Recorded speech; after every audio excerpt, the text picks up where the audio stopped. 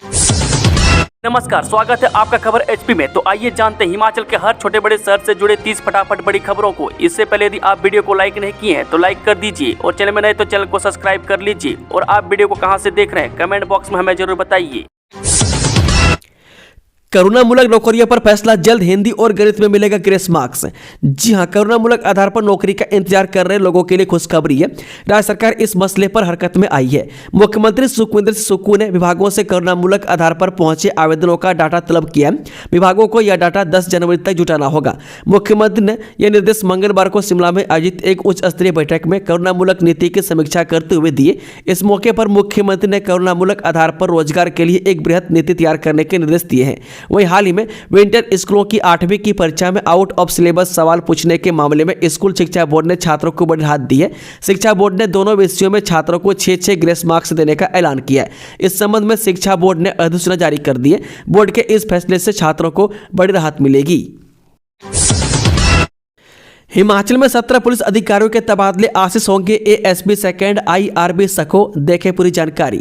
जी हां, स्वास्थ्य महकमे में बड़े स्तर पर फेरबदल के बाद मंगलवार को प्रदेश सरकार ने 17 पुलिस अधिकारियों के तबादला आदेश जारी किए हैं।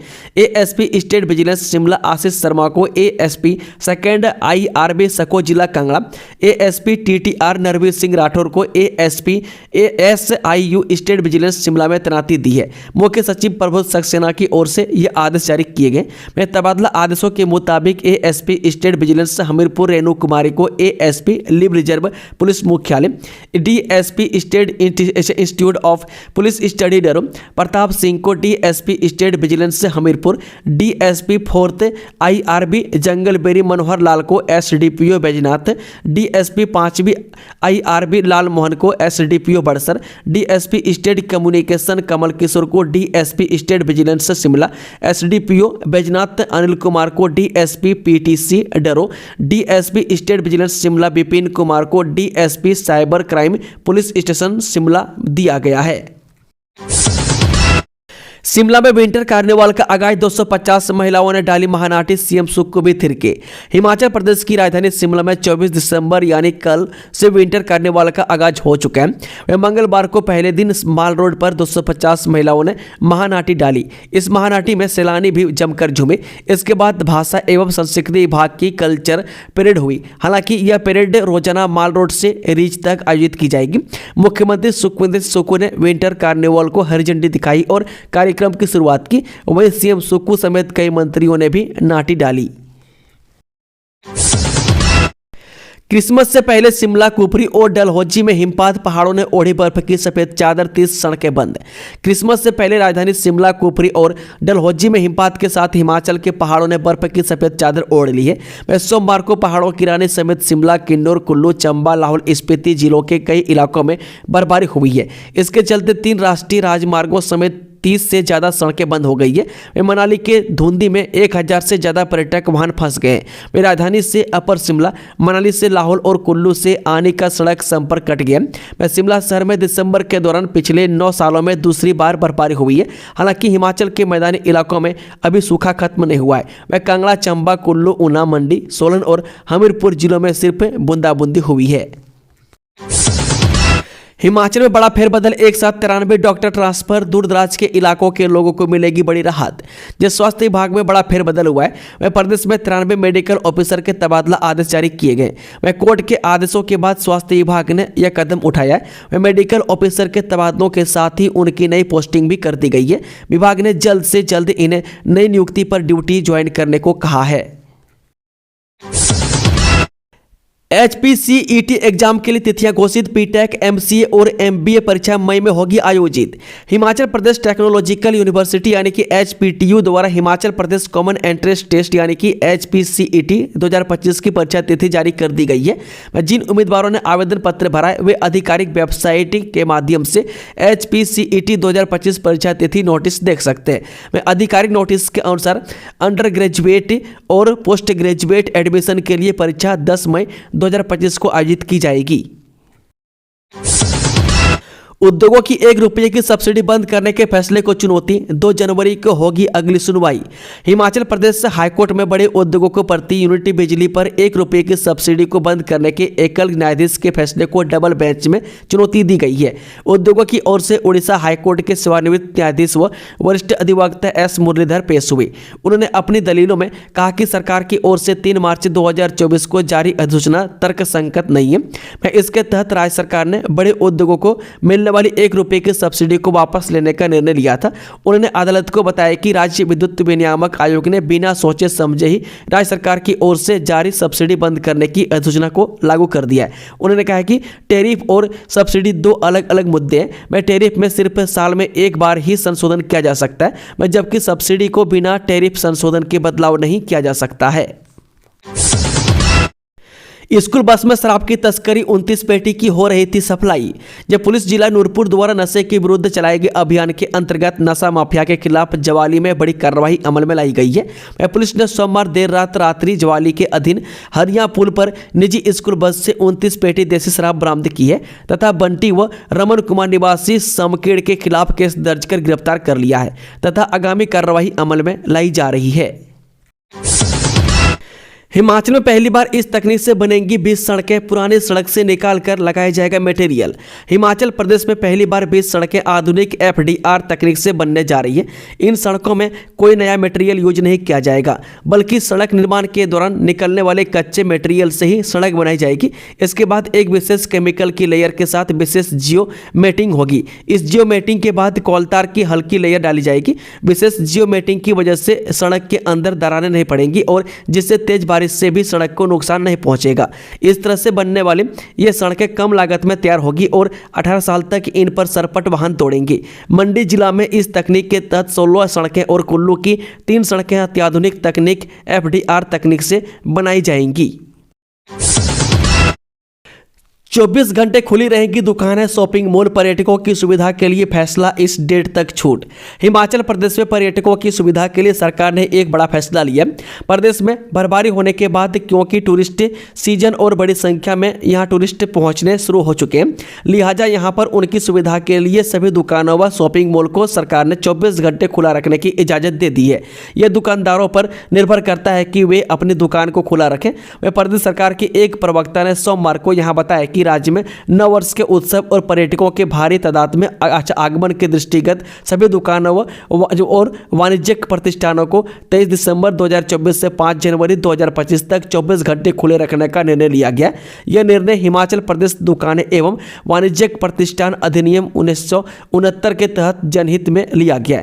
इस अधिसूचना को तत्काल प्रभाव से लागू कर दिया गया, यानी सोमवार से ही दुकानदार व शॉपिंग मॉल के मालिक इनको खुला रख सकेंगे, जहां पर लोग आकर कभी भी खरीदारी कर सकते हैं। ऐसा पहली बार हुआ है जब सरकार ने कारोबारियों को भी बड़ा कारोबार करने के लिए प्रोत्साहित किया है। हालांकि प्रदेश के शहरों में भी लोग ज़्यादा संख्या में आते हैं। पर्यटकों की सबसे अधिक संख्या शिमला में रहती है। बद्दी में नकली दवाइयों के उत्पादन पर हाईकोर्ट सख्त, दवा कंपनी मालिक की जमानत याचिका रद्द। हिमाचल प्रदेश हाईकोर्ट ने औद्योगिक क्षेत्र बद्दी में नकली दवा बनाने वाली कंपनी के मालिक की जमानत याचिका रद्द कर दी है।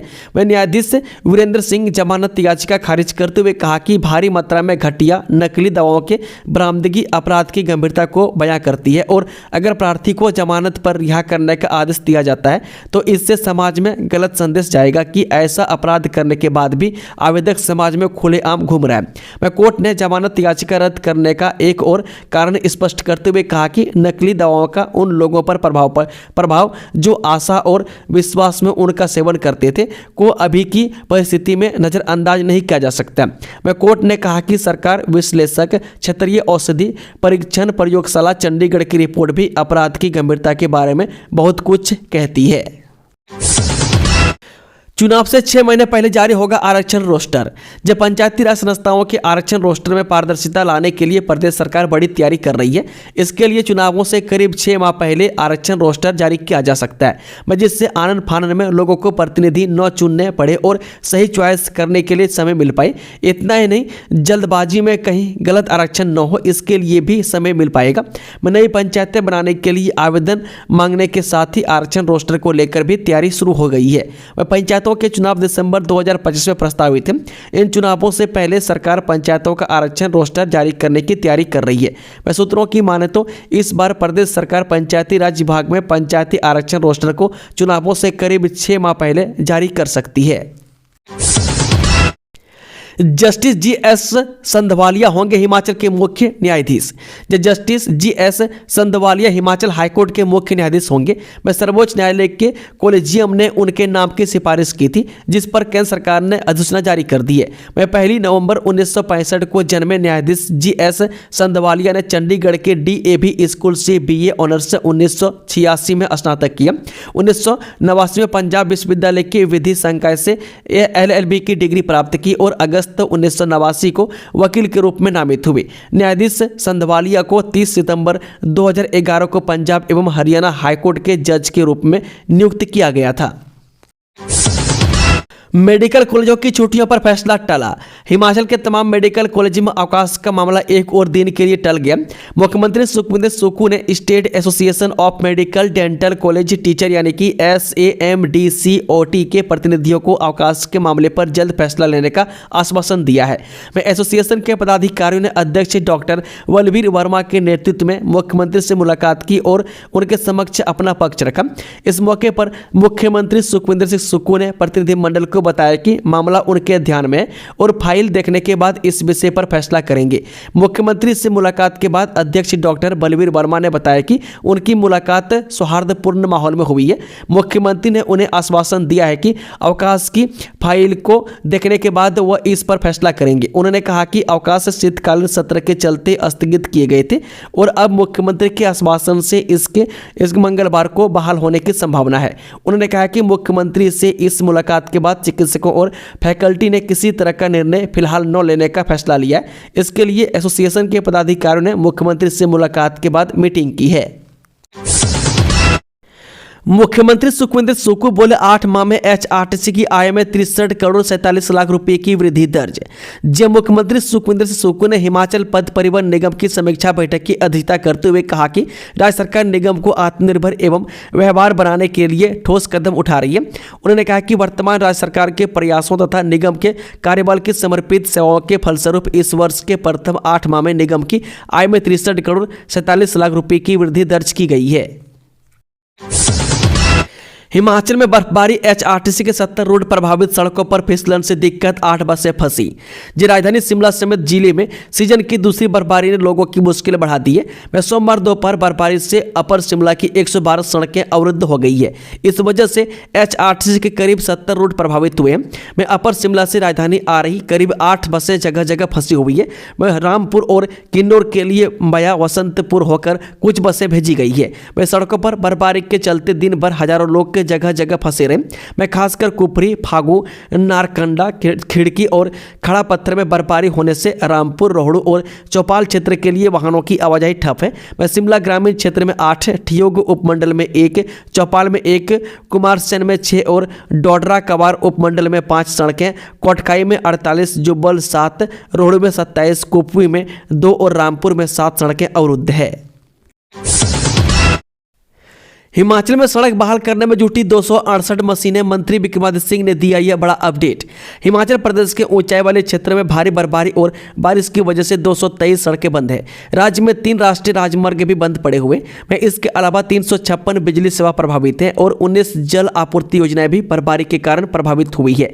वह सड़क मार्ग बहाल करने के लिए लोक निर्माण विभाग ने 70 JCB, 13 रोबो, 13 बुलडोजर, 76 टिपर और 96 अन्य मशीनों समेत कुल 268 मशीनें विभिन्न स्थानों पर तैनात की है। हिमाचल प्रदेश के ऊंचाई वाले इलाकों में अब भी बर्फबारी का क्रम जारी है। लोक निर्माण मंत्री विक्रमादित्य सिंह ने कहा कि विभाग की ओर से यह सुनिश्चित किया जा रहा है कि सभी आवश्यक संसाधनों का उपयोग करके जल्द से जल्द सड़कों को बहाल किया जाए। विक्रमादित्य सिंह ने बताया कि राज्य में 235 सड़क खोल दी गई है और 25 दिसंबर तक 80 से 85 सड़क खोल दी जाएंगी। वह शेष सड़क यातायात के लिए 3 से 4 दिनों में बहाल कर दी जाएंगी। शराबियों पर फिर मेहरबान दिखे सीएम सुखविंदर सिंह सुक्खू, झूमने वालों को हवालात नहीं होटल तक छोड़ें। हिमाचल प्रदेश में शराब पीकर यहां की खूबसूरती का आनंद लेने वाले शराबियों के लिए राहत भरी खबर आई है। हिमाचल प्रदेश के मुख्यमंत्री सुखविंदर सुक्खू एक बार फिर शराब पीने वालों पर मेहरबान नजर आ रहे हैं। शिमला में मुख्यमंत्री सुखविंदर सुक्खू ने कहा, हिमाचल प्रदेश से अतिथियों के स्वागत के लिए पूरी तरह से तैयार है।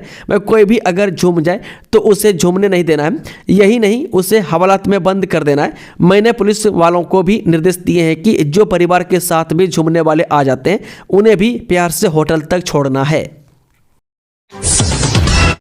डबल मर्डर मामले में पुलिस ने 5 आरोपी किए गिरफ्तार। 315 बोर दोनवाली से दिया था हत्याकांड को अंजाम।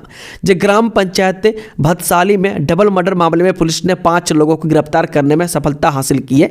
इस हत्याकांड के बाद 4 आरोपियों को पुलिस ने सोमवार शाम को ही गिरफ्तार कर लिया था, जबकि गोलीकांड के मुख्य आरोपी अधिवक्ता देशदीप जायसवाल उर्फ दीपू को पुलिस ने मंगलवार सुबह गिरफ्तार किया है। जिन 2 लोगों की गोलीकांड में मौत हुई वे ग्राम पंचायत प्रधान के पति और पुत्र थे। मरने वालों की पहचान संजीव कुमार और पुत्र रविंद्र कुमार के तौर पर की गई है। हिमाचल के गगल एयरपोर्ट के विस्तार का मामला हाईकोर्ट ने मांगी ताजा स्टेटस रिपोर्ट, साल के आखिरी दिन होगी। हिमाचल प्रदेश के जिला कांगड़ा में गगल एयरपोर्ट के विस्तारीकरण से जुड़े मामले में हाईकोर्ट ने ताजा स्टेटस रिपोर्ट दाखिल करने के आदेश दिए। साथ ही मामले की सुनवाई साल के आखिरी दिन यानी 31 दिसंबर 2024 को तय की है। हाईकोर्ट के न्यायाधीश न्यायमूर्ति संदीप शर्मा ने मामले की सुनवाई के दौरान पाया कि वन भूमि का तबादला करने से जुड़ी मंजूरी केंद्र सरकार के पास लंबित है। इसके अलावा हवाई अड्डे के विस्तार का मामला भी प्रोजेक्ट स्क्रीनिंग कमेटी के पास लंबित है। साथ ही पर्यावरण संबंधी सेवाओं के लिए एक पूर्व आवश्यक कार्य के रूप में तकनीकी आर्थिक व्यवहार्यता रिपोर्ट यानी TEFR यानी कि टेक्नो इकोनॉमिक फिजिबिलिटी रिपोर्ट भी अभी तक नहीं मिली है। TEFR पर्यावरण संबंधित सेवाओं के लिए एक पूर्व आवश्यक दस्तावेज है और सिर्फ ये रिपोर्ट मिलने के बाद ही केंद्र सरकार वन मंजूरी की अनुमति देने के लिए आगे बढ़ सकती है। IGMC के आउटसोर्स कर्मियों को 1 हफ्ते में वेतन जारी करे कॉर्पोरेट केयर व शिमला क्लीन वेज, हाईकोर्ट ने दिए सख्त आदेश। IGMC अस्पताल शिमला में आउटसोर्स कर्मियों के लिए हाईकोर्ट से राहत की खबर है। हिमाचल प्रदेश हाईकोर्ट ने कॉर्पोरेट केयर व शिमला क्लीन वेज कंपनी को 1 हफ्ते के भीतर उपरोक्त कर्मियों का वेतन जारी करने के आदेश दिए हैं। वह 2 महीने से आउटसोर्स कर्मियों को वेतन नहीं मिला है। हाईकोर्ट के कार्यवाहक मुख्य न्यायाधीश न्यायमूर्ति तरलोक सिंह चौहान और न्यायमूर्ति सत्यन वेद की खंडपीठ ने दोनों कंपनियों की तरफ से दाखिल की गई अपील को बंद करते हुए आउटसोर्स कर्मचारियों की सैलरी चुकाने के आदेश दिए हैं। सैलानियों के लिए बंद हुई अटल टनल, मनाली में यहां तक जा सकेंगे पर्यटक। हिमाचल प्रदेश में सोमवार को विभिन्न पर्यटन स्थलों पर बर्फबारी हुई। मंगलवार को भी ये सिलसिला जारी है। ऐसे में बर्फबारी को देखते हुए जिला कुल्लू के पर्यटन नगरी मनाली की अटल टनल रोहतांग को सैलानियों के लिए फिलहाल बंद कर दिया गया। सैलानियों को सोलंग नाला तक जाने की इजाजत दी गई है। इसके अलावा आपात स्थिति में 4 गाड़ियों को जाने की इजाजत पुलिस प्रशासन के द्वारा दी गई है। 7 दिसंबर से नदारद शिक्षक को विभाग ने भेजा नोटिस, स्कूल रजिस्टर में भी नहीं है रिकॉर्ड। हिमाचल प्रदेश की सुक्खू सरकार विद्यार्थियों को गुणवत्तापूर्ण शिक्षा देने का प्रयास कर रही है, लेकिन कई अध्यापक गुणात्मक शिक्षा देने में लापरवाही बरत रहे हैं। ऐसे में विद्यार्थियों का भविष्य कैसे सुधरेगा? कुछ ऐसा ही हाल सोलन जिला के ग्रामीण क्षेत्र कोल में सरकारी स्कूल का है, जहाँ 7 दिसंबर से JBT अध्यापक बिना बताए नदारद हैं, जिसके बाद शिक्षा विभाग ने संबंधित शिक्षक को नोटिस भेजा है। वह पिछले 17 दिन से लापता इस अध्यापक के अटेंडेंस रजिस्टर में भी कोई हाजिरी नहीं है और न ही कोई लीव का जिक्र मौजूद है। मैं स्कूल में जब प्रारंभिक शिक्षा विभाग के मिड डे मील नोडल अधिकारी राजकुमार पराशर औचक निरीक्षण करने पहुंचे। इस दौरान उन्होंने स्कूल का रिकॉर्ड खंगाला, साथ ही मिड डे मील के बारे में जानकारी ली। मैं रिकॉर्ड खंगालने पर पहले तो यह पता चला कि स्कूल में एक अध्यापक मौजूद नहीं था।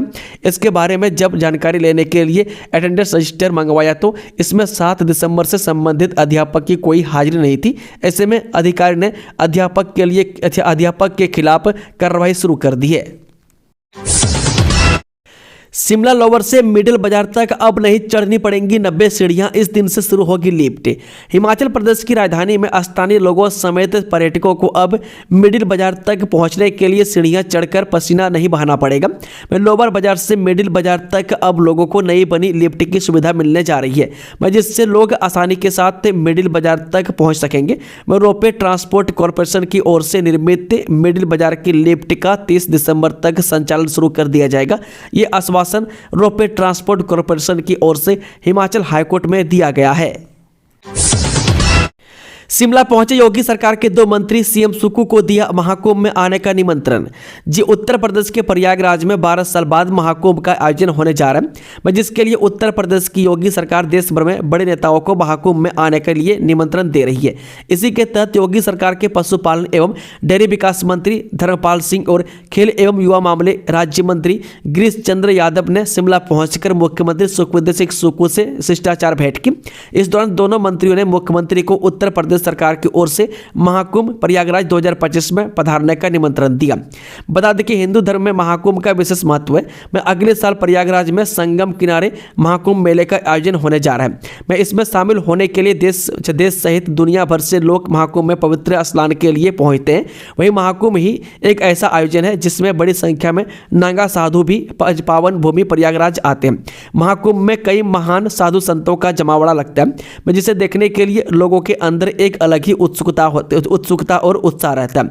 महाकुंभ का आयोजन 12 साल बाद होता है, जिसका आयोजन 4 तीर्थ स्थल प्रयागराज में संगम किनारे, हरिद्वार में गंगा नदी के किनारे, उज्जैन में क्षिप्रा नदी के तट पर और नासिक में गोदावरी नदी पर किया जाता है, जहां देश और विदेशों से आने वाले श्रद्धालु पवित्र स्नान का पुण्य के भागीदार बनते हैं।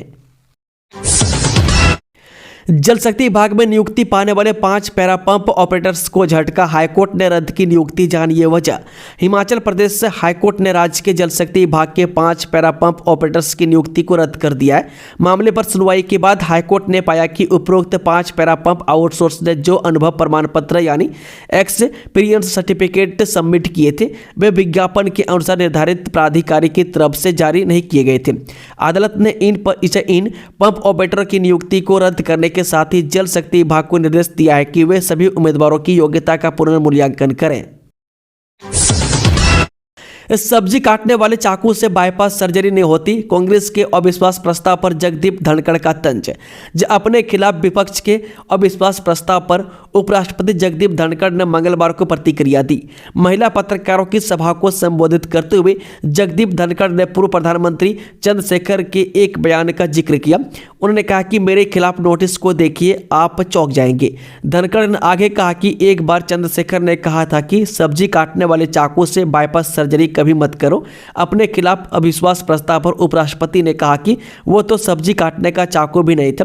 मेरा नोटिस जिसने लिखा उसके चाकू पर जंग लगा हुआ था, मैं जल्दबाजी थी, मैं पढ़कर दंग रह गया। उन्होंने आगे कहा कि मुझे यह जानकर आश्चर्य है कि आप में से किसी ने भी इसे नहीं पढ़ा है। अगर आप पढ़ते तो आपको कई दिनों तक नींद नहीं आती। केंद्रीय गृह मंत्री अमित शाह के खिलाफ कांग्रेस का प्रदर्शन, प्रधानमंत्री से की ये मांग। जिला मुख्यालय कुल्लू में कांग्रेस पदाधिकारियों और सदस्यों ने केंद्रीय गृह मंत्री अमित शाह के खिलाफ रैली निकाली और उन्हें मंत्री पद से हटाने की मांग की।